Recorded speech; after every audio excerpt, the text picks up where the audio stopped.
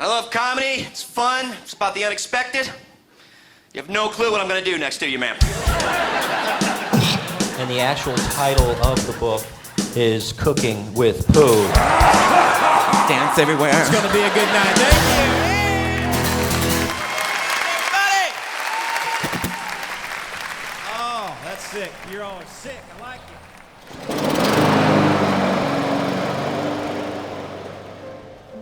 I am a professional moron. I write down thoughts that come into my head, and I develop them, and I tell them to strangers and try to make them respond in laughter.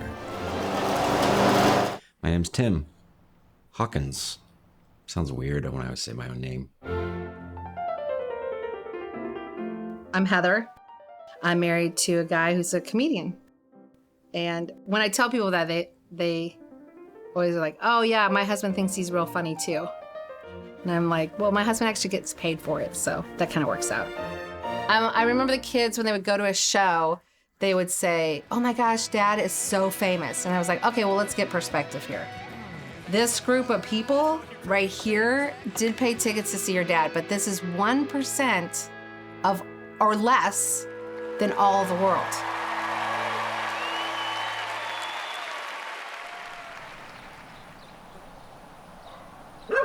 We moved in this house right on his 4th birthday. Seemed like he always liked music and doing creative things. One of the teachers called at one point. She said, well, we were talking about the Yellow River in China. And I asked the class, do you have any idea why they called it the Yellow River? And he said, I suppose they didn't have plumbing. So, that's what we're dealing with. One of our friends said, if the boy doesn't use comedy to make a living, it's going to be a waste of a life. I used comedy as an icebreaker. I'm a pretty shy person, you know, just a little ginger kid with goofy looking, you know, so you have to kind of find other ways of getting popularity. It wasn't my looks, it wasn't my physical prowess or whatever you want to call it, but I could hold a room. My name is Matt Foley, and I live in a van down by the river. I was at a New Year's Eve party that you showed up at, right? Mm-hmm. And then we met a year later at the same New Year's Eve party. Yeah, and she did not like me. Tim got in the car with us to go ice skating. And he was cracking all these jokes in the back, and I was not getting any of them. And when I would join a new group of friends or whatever, I'd be very quiet. And then they'd just go, hey, Hawkins does this voice. Hawkins, do it. Just break into a chop and broccoli real quick. Instead of me coming right out, you know what I'm saying? I would have to be asked to do my thing. I don't know what to do. Chop and broccoli! You asked for it. Chop! But I was like, gosh, everybody talks about how funny this guy is, and I don't know. He didn't seem so funny. As I got to know him and then talk one-on-one with him, then of course I knew he was funny. Isn't that right, honey? Yes, dear. Here you go. So it'll be a double and an RBI for Tim Hawkins. He made a big 8 conference in baseball. At that time, we thought maybe he had a pretty good chance of being drafted as a baseball player. And he called us and said he wanted to pursue music and comedy. We felt insecure about it because we didn't know about his future. They had Spencer and Olivia at that time. And then they decided that he would travel around and try to get started. Say hi to my daughters, Olivia, my wife, Heather, and my little boy, Spencer. It's like I performed for meals for years. Like, hey, we can feed you if you come make us laugh for 15 minutes or whatever. You know, I'm coming off a bad period of 2 years of backsliding. It was every night. It was like drunkenness and foul language and fighting. And I said, you know what? I'm quitting church softball. If you get a laugher here or there, it's very, it's addictive. You just, like I said, you want to keep chasing it. Those first shows, I'd be like, you know, hey, turn the cameras off. But then it changed. It's like, no, we realized this is what's making it work. The first viral video I had, I didn't even make it. Some teenage, like 13-year-old kid made a stick figure animation of a song off one of my CDs.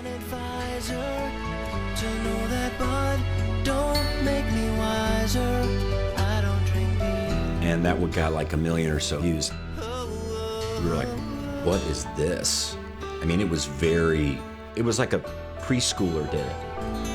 My dad's career started to take off a little bit more, so obviously like YouTube was getting big, and his like Cletus Take the Reel video came out and all that stuff. Cletus take the reel, take it from my hands. I had just recorded the DVD called Full Range of Motion. We had just moved back to St. Louis. He was on the road. I started getting like weird symptoms, like really bad cold sores going down my chin even, and now my lip. Oh, I couldn't taste anything for like a month. And then they said that was stage 4 breast cancer.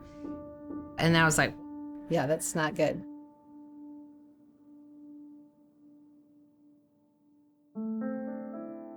When that happens, it's just you're seeing gravestones. It's like death, and it's very, very shocking to the system.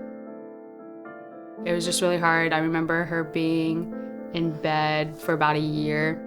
My dad is gone most weekends, but obviously he's exhausted because he's traveling and doing shows.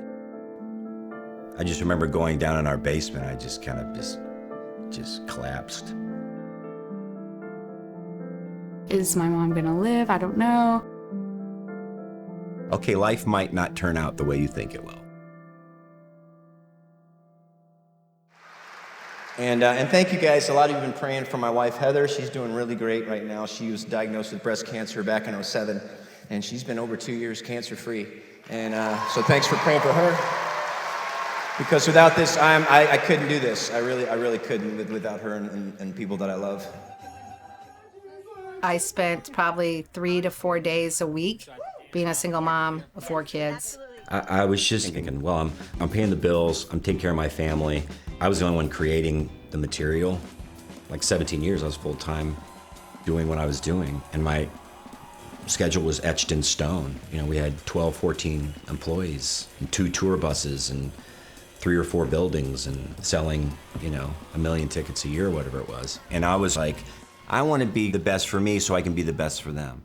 But to be honest, it was all about avoiding and protecting myself. I was relying on Heather to take care of things. And after years and years of that, Heather had had enough.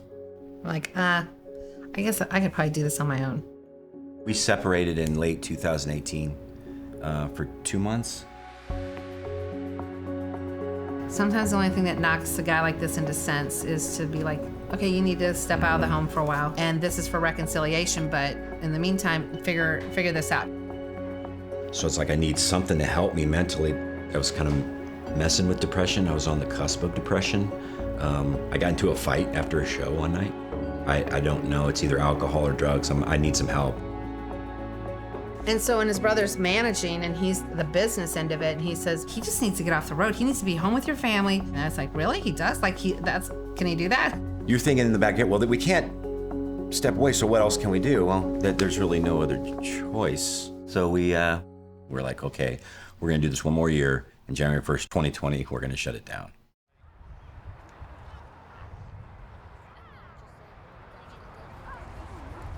When I took the year off, I didn't miss ovations, and I didn't miss laughter and people pat me on the back.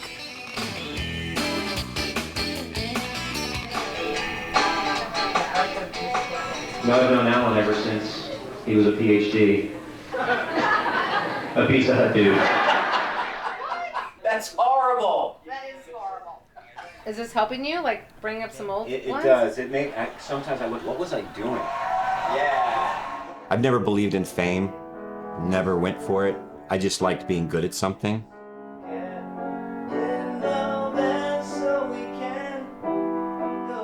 And I was very grateful I had something I knew how to do.